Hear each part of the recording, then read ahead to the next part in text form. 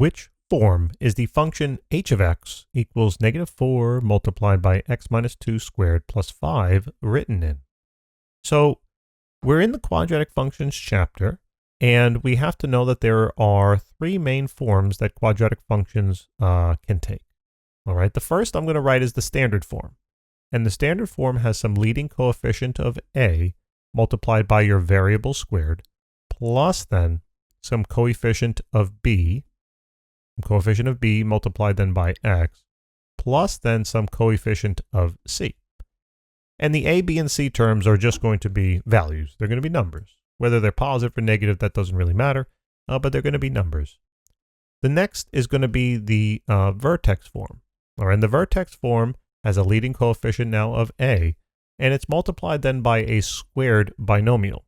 And inside of this binomial, we must have our variable minus now some h term or some constant.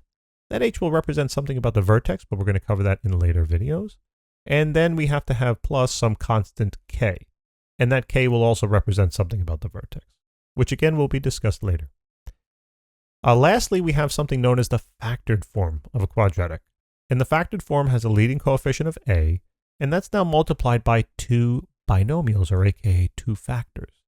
In each of those factors, we must have our variable, and it's going to be minus then some root value. I'll call it root 1 and root 2.